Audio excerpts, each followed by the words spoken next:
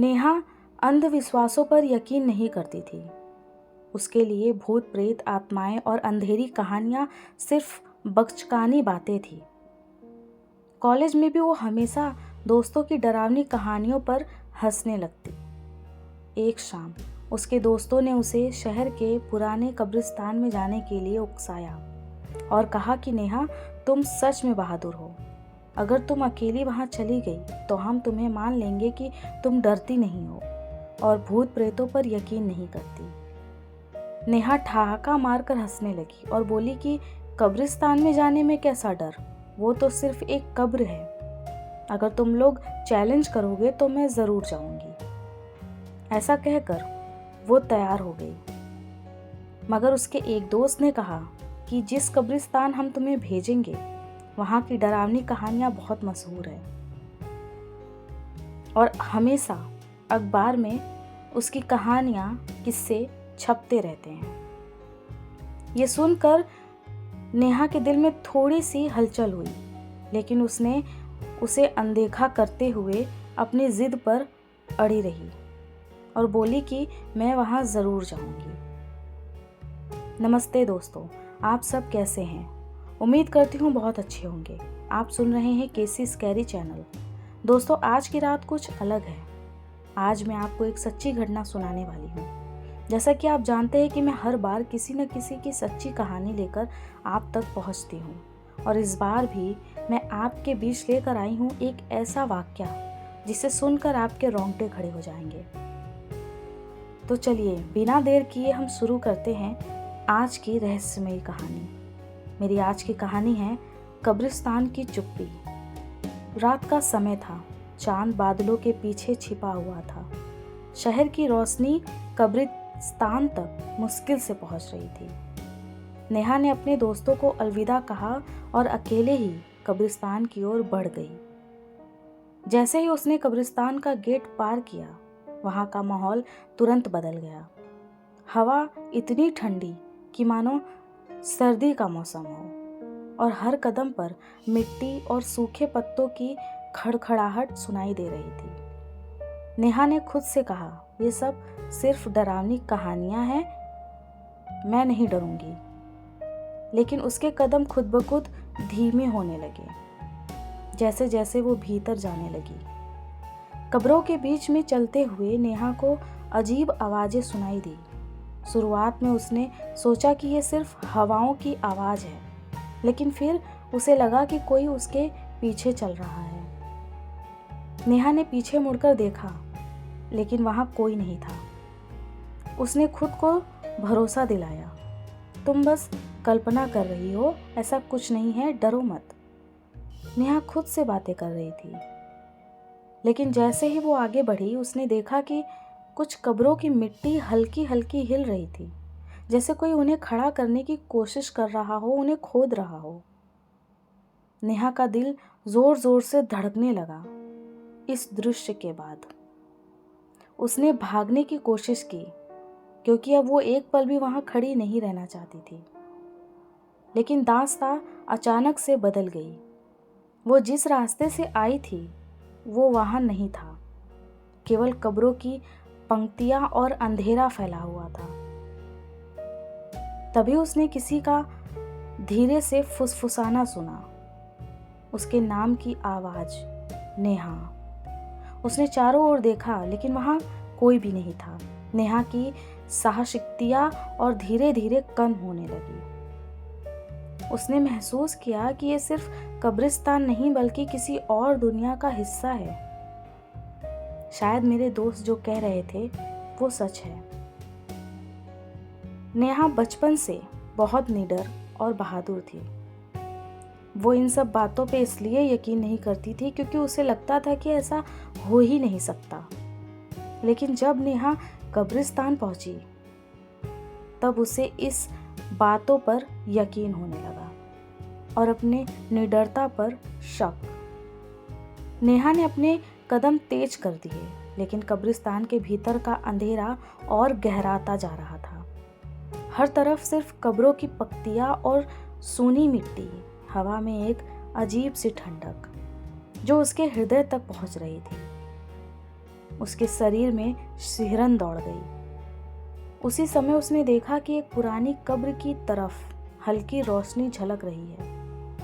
नेहा को लगा शायद किसी ने मोमबत्ती रखी हो, लेकिन जैसे ही वो पास गई रोशनी खुद ब खुद बुझ गई, जैसे उसे किसी ने फूंक मारकर बुझा दिया हो। नेहा ने खुद से कहा, बस कल्पना कर रही हूं मैं। पर इसके भीतर का डर लगातार बढ़ता जा रहा था। तभी उसने पीछे से हल्की आवाज सुनी।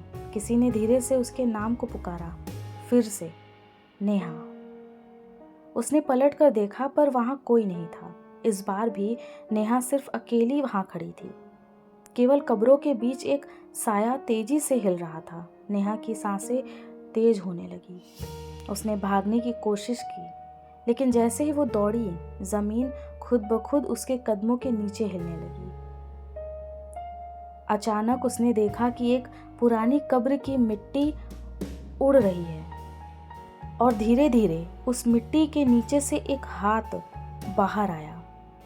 नेहा ये देखकर जैसे वहां जम गई। हाथ खून से सना हुआ था, बल्कि सफेद और सीलन लगी हुई थी, जैसे मृत व्यक्ति अभी अभी उठकर खड़ा हुआ हो।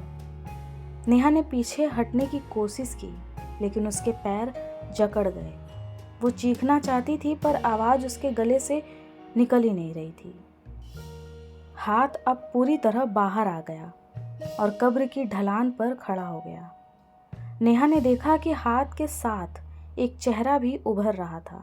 चेहरा पहचानने लायक नहीं था, बस एक धुंधला साया। उसकी आंखें काली और खाली हुई।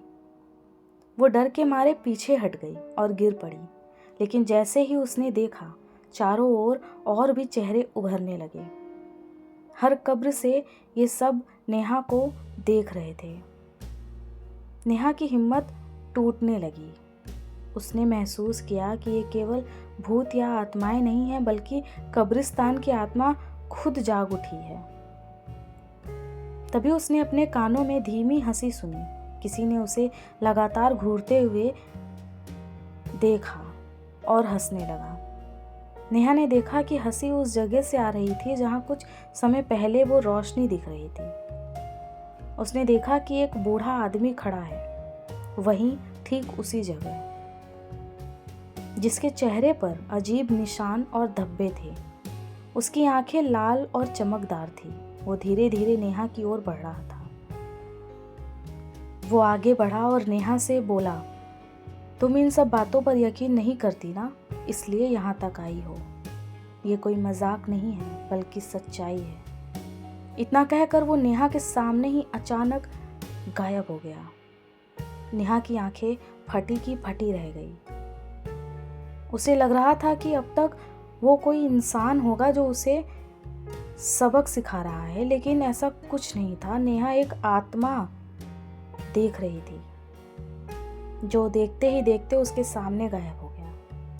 नेहा को अपने दोस्तों की बातें याद आ गई। वो कह रहे थे कि वो कब्रिस्तान बहुत ही खतरनाक है। उसने सोचा कि काश वो अपने दोस्तों की बात उस वक्त मान लिया होता उसने, तो शायद अब ये वक्त ना आता। नेहा ये सोचते सोचते अपनी आंखें बंद कर ली और दुआ करने लगी कि उसने अपने जीवन की हर गलती याद की, हर छोटा साहस जो अब उसका मार्गदर्शन करेगी। लेकिन जब उसने आंखें खोली तो देखा कि वो अकेली नहीं थी। कब्रिस्तान के हर साया और चेहरा धीरे धीरे उसकी तरफ देख रहा था और उससे कुछ कहना चाहता था। नेहा अपने पैरों पर खड़ी होने की कोशिश कर रही थी, लेकिन उसके पैर लड़खड़ा रहे थे। उसके शरीर में थरथराहट थी। हर साया उसके आसपास घूमने लगा और हवा में ठंडी चीखें गूंज उठी। तभी अचानक हवा में एक तेज झोंका आया और सभी साए पीछे हट गए। नेहा ने अपनी आंखें खोली और देखा कि एक सफेद पोशाक वाली लड़की खड़ी थी नेहा के ठीक सामने, जिसकी उम्र लगभग उसके ही जैसी थी। उसके हाथ में एक पुरानी लाइट थी जो गहरी नीली रोशनी फैला रही थी। लड़की ने नेहा से कहा, डरो मत, मैं तुम्हें यहाँ से बाहर ले जाऊंगी, लेकिन तुम्हें मेरे पीछे आना होगा। नेहा ने हिम्मत जुटाई और लड़की के पीछे दौड़ पड़ी। दोनों कब्रों के बीच घने जंगल में चलते हुए नेहा ने महसूस किया कि कब्रिस्तान की दुनिया बदल गई है। यहाँ समय का कोई मतलब नहीं था। ज़मीन और आकाश दोनों ही असली नहीं थे। रास्ते में नेहा ने देखा कि कुछ कब्रों के ऊपर नाम और तारीखें बदल रही थी। जैसे ही वो उन कब्रों के पास गई, उसे अजीब सी आवाज़ें सुनाई दी। किसी ने उसकी आंखों के सामने अपनी पुरानी जिंदगी का सच उगल दिया हो। तुमने हमें नहीं सुना, अब हमें याद दिलाना पड़ेगा। नेहा ने डर के मारे लड़खड़ाना शुरू कर दिया। उसने पूछा, आप कौन हैं? लड़की ने धीमे स्वर में कहा, मैं भी एक आत्मा हूँ और इसी कब्रिस्तान में रहती हूँ।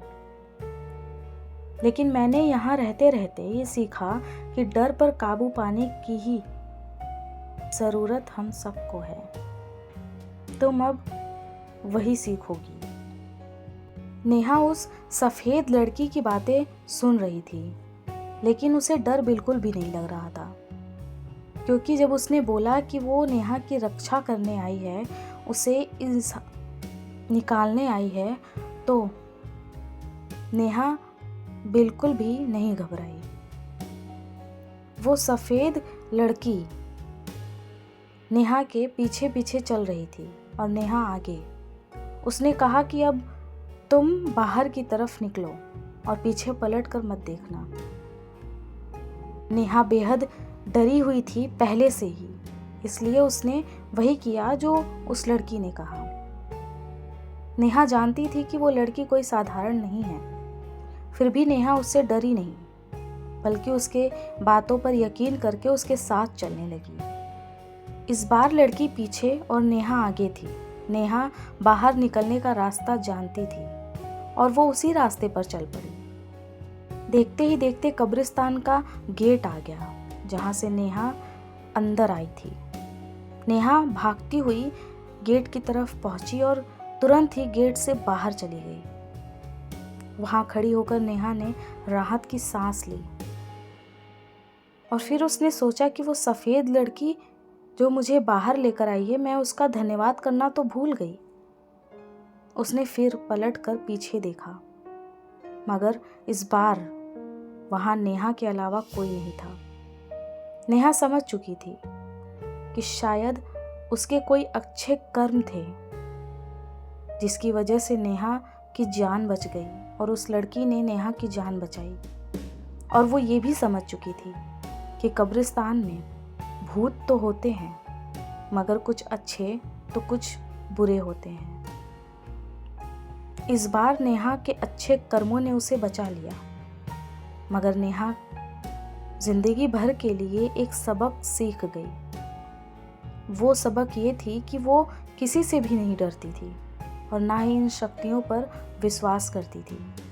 लेकिन इस हादसे ने नेहा को बदल दिया। नेहा इन सब बातों पर यकीन भी करती थी और उसकी रिस्पेक्ट भी। नेहा फिर कभी भी इन बातों को सुनती तो उसका मजाक नहीं उड़ाती और ना ही उस पर हंसती थी। अगली सुबह जब नेहा अपने कमरे में आराम कर रही थी, तब उसके सारे दोस्त उससे मिलने आए, ये सोचकर कि बीती रात नेहा के साथ क्या हुआ होगा। जब वो नेहा से मिले तब उन्होंने नेहा को पूरा सही सलामत पाया। वो खुश भी थे और हैरान भी, क्योंकि जो कुछ भी उन्होंने उस कब्रिस्तान के बारे में सुना था, उससे तो यही साबित था कि नेहा अगली सुबह तक शायद जिंदा ही ना बचे। लेकिन नेहा ने अपने दोस्तों को सारी बात बताई, जिसे सुनकर उनके भी होश उड़ गए। उन्होंने अपनी हरकतों के लिए नेहा से माफ़ी मांगी, क्योंकि उन्होंने ऐसी खतरनाक जगह पे नेहा को भेजा था। मगर नेहा ने उनसे वापस सॉरी बोला और कहा कि अगर तुम लोगों ने मुझे वहाँ नहीं भेजा होता तो शायद मेरी आंखें नहीं खुलती। आज के बाद से मैं इन चीज़ों पर बहुत यकीन तो नहीं करूँगी, मगर कभी मजाक भी नहीं उड़ाऊंगी। नेहा का ये अनुभव ये दिखाता है कि अंधविश्वास केवल डर की जीत नहीं है। कई बार हमारी समझ से परे चीज़ें होती हैं। जब हम उनका सम्मान करते हैं, उन्हें समझने की कोशिश करते हैं और डर का सामना करते हैं, तभी हम सुरक्षित रहते हैं। कब्रिस्तान की खामोशी केवल मिट्टी और पत्थरों की नहीं होती, वो उन आत्माओं की आवाज़ है जिन्हें हम नज़रअंदाज करते हैं। और नेहा जो भी अंधविश्वास पर विश्वास नहीं करती थी, अब जान चुकी थी कि कभी कभी डर ही हमें सबसे महत्वपूर्ण सच्चाई दिखा देती है। दोस्तों, ये कहानी अगर आपके दिल को छू रही हो और डरा रही हो, तो मेरे चैनल को सब्सक्राइब करना ना भूलें। बेल आइकन ज़रूर दबाएं, ताकि हर बार जब हम नई कहानी लेकर आएँ तो वो आप तक ज़रूर पहुँचे। तब तक अपना ख्याल रखिए और डर के इस साए में बने रहिए।